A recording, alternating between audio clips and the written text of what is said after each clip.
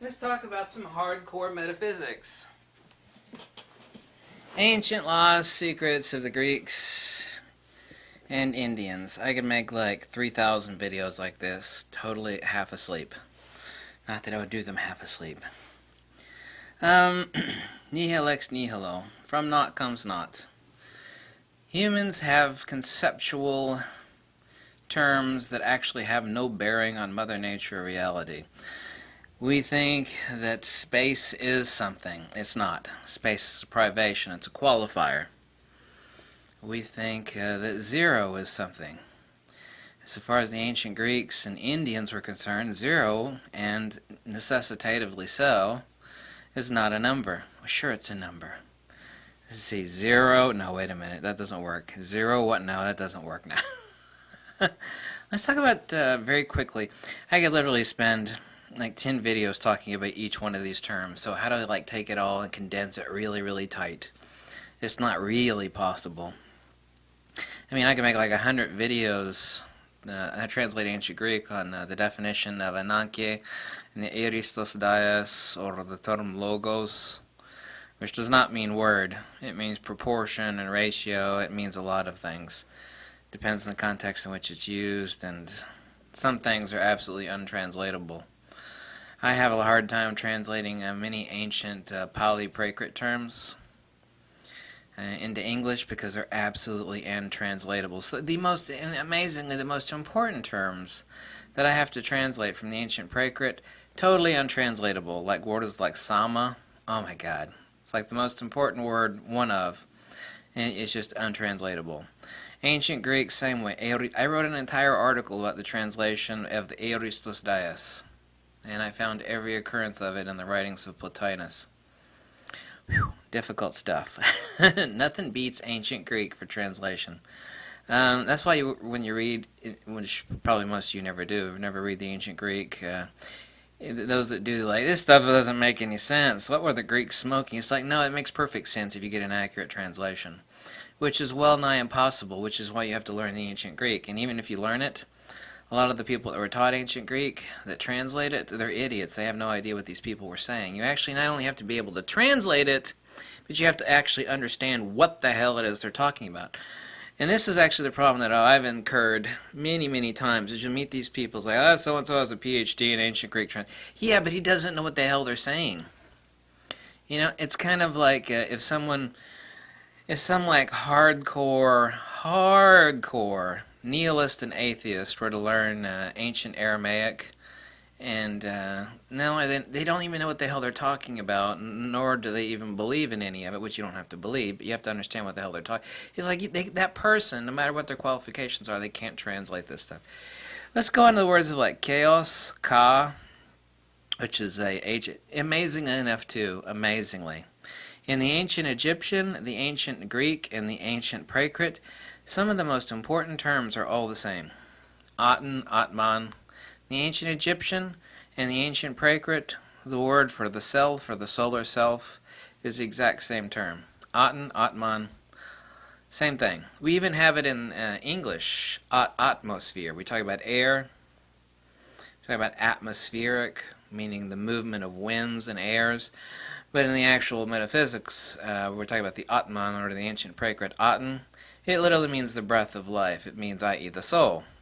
But the ancient Egyptian term and the ancient Prakrit term, which is really old, these are texts from like 2,500 years ago that I used to translate, those terms mean the exact same things we use today in English, except now we have a totally different usage for them. Atmosphere, atmospheric, meaning the movement of winds, but it meant the breath of life, it meant the soul, specifically the pneumatic principle, not literally in the psychophysical sense of like if you don't breathe you're going to die, not that kind of literal air. You know, it's like, well, if you don't breathe you're going to die, so it's the breath of life. No, that's too literal, that's existential, that's empirical. We're talking about the metaphysical. Chaos, emptiness, zero, and space. All of these are reductively in ancient Greek, Indian, and metaphysics one and the same thing. Like the ancient Orphic tradition held that chaos, and then, by the way, there is no such thing as chaos. The things that actually don't exist in Mother Nature, chaos emptiness, zero, and space. These things absolutely have no existence. They're conceptual qualifiers that humanity has devised to help us rationally understand the existential universe. But Mother Nature, in her card deck, if you will, she does not have a card for space. She does not have a card for zero. She does not have a card for emptiness. And she sure as shit does not have a card for chaos. Chaos does not exist. There's absolutely no such thing as chaos. In the Orphic tradition, chaos was said to be the sun, literally the attribute of Chronos and Ananke. Ananke, unfortunately, is translated as necessity. It means something absolutely completely deeper. It means the extrinsic or attributive side of supreme principle, and Chronos, of course, is time, but time itself is not anything. Time itself is only a qualifier of magnitude. So when we're talking about chaos in the existential sense, which does exist, but never in the true sense, we're talking about things that partake of magnitude. Anything that has magnitude partakes of time. Anything that has magnitude has measure. Anything that has measure partakes of change. Nihil ex nihilo, from nothing comes nothing. We're talking about zero in connection to chaos, emptiness, ka, zero. You know, chaos is space, because anything with magnitude has necessitatively time as its principal extrinsic attribute, and anything in time is never itself, but always other and changing, meaning that anything that actually has magnitude can never be itself, because whatever has magnitude is phenomenal, is existential, and it is never itself. It is always becoming. In the ancient Prakrit, which I translate, yes, I translate ancient Prakrit as bhava nubhava. Literally means becoming and becoming again, which is kind of a crude translation, or bhava nubhava. Means it is always in transition. It is never itself, because by denotation, anything that has magnitude is always changing from one thing to the other. So chaos is this principle that something is never itself, and in time, since it's never itself and always changing, it's never one thing but always another from second to second, and that is denotatively what we mean by the definition of chaos in the ancient Greek and Indian ideations of chaos. Chaos literally means cavity. Actually, and interestingly too, in the ancient Greek and the ancient Prakrit, chaos, or K-H-A, not in the Greek, but cha, means literally a void, a magnitude, but not a void in the sense of absence or unmanifest, but the inverse of absence or unmanifest. There are two principles of a void in ancient metaphysics, both Greek, Indian, and Egyptian. The two different principles of a void are A, the unmanifest, like the nabi or the nave of the wheel, the manifestation from which things are made to occur. Just as the same thing as a field. A field has no extrinsic properties. It has no actual magnitude. It is a field perturbation. We have another idea of the void, of something that is left in the wake of something that expands, that has magnitude, and therefore partakes of time. So we speak of void, we have to talk about two different types of void. A, the unmanifest. Kind of like waves on a calm water. It's like, well, there are waves there in potential, but what is potential is not actual. You know, you start flapping your arms in the water, you create waves. You have a field perturbation, analogously. So then you're making something manifest, and these waves have volume. And that would be the other type of void that we're speaking of. Now, the other void, which is the trans-Euclidean geometry, i.e. inertia, or to the ether, or to the plane of inertia, is the unmanifest. So we have to talk about two different types of void. The void that is unmanifest, and the void that is a voluminous creation, like blowing air into a balloon. Now we have a big balloon, and inside of it is a void. Yeah, there's air inside of the balloon, obviously. But you don't take that too literally. We're talking about what is potential and what is actual.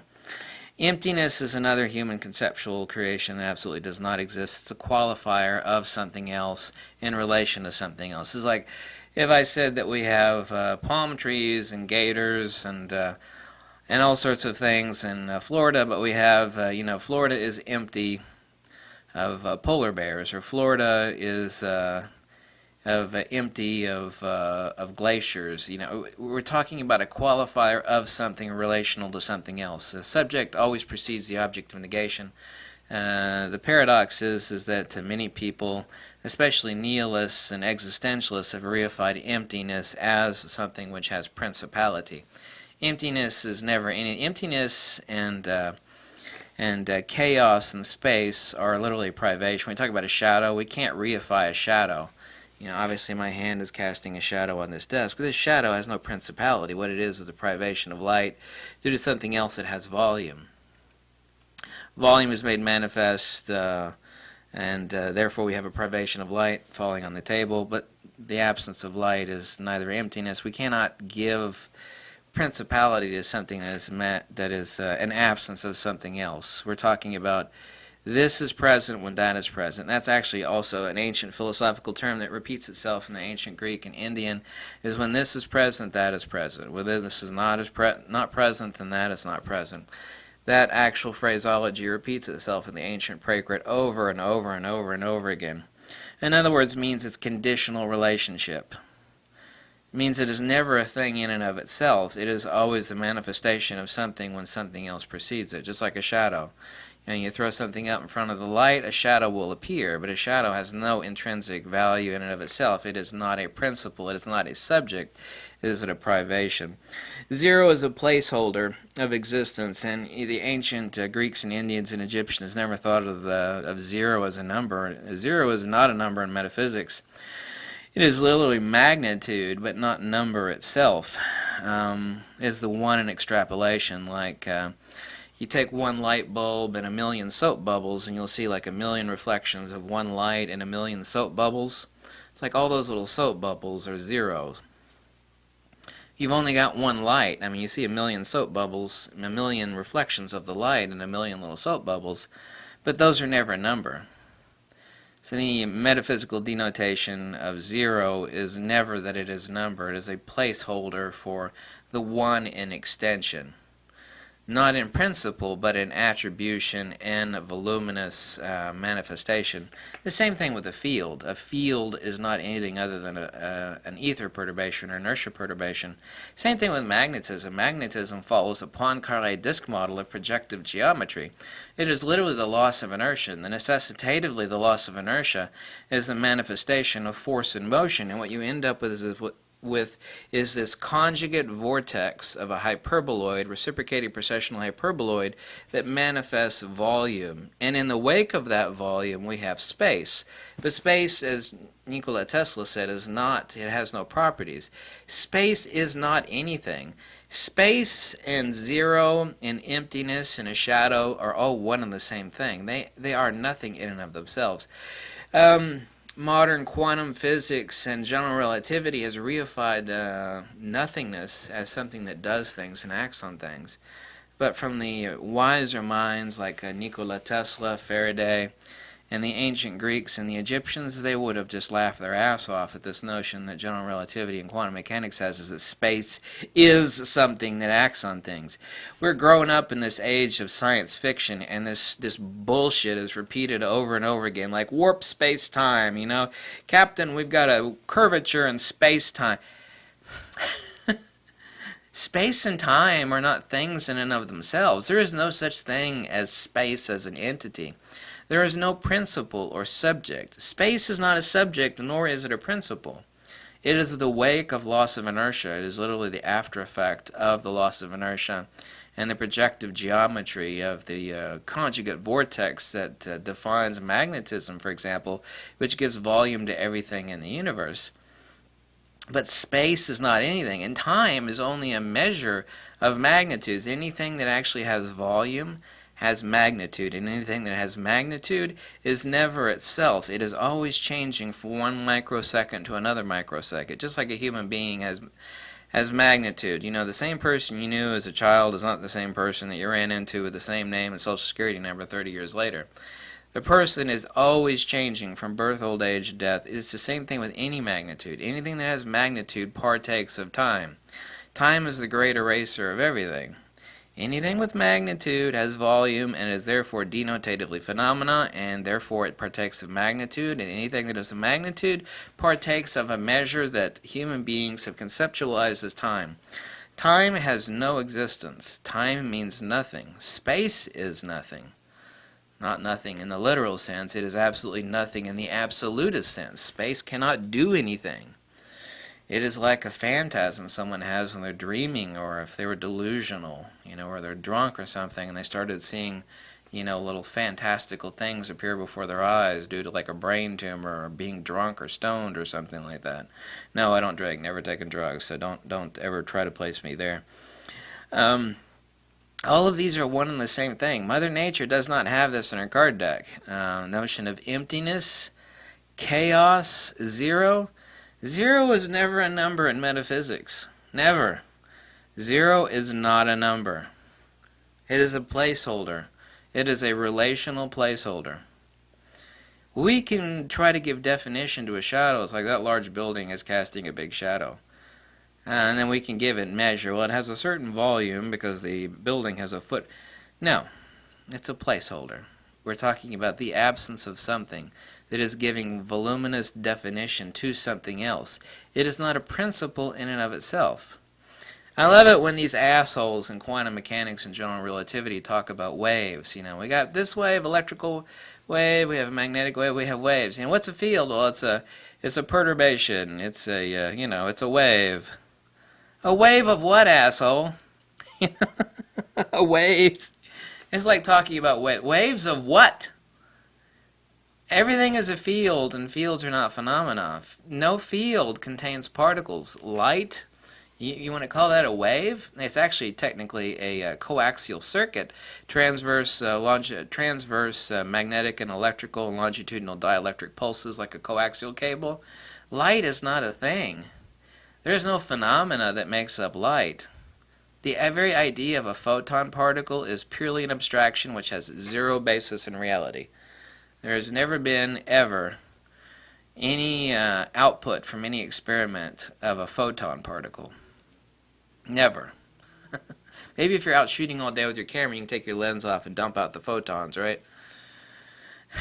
They talk about waves. Waves of what?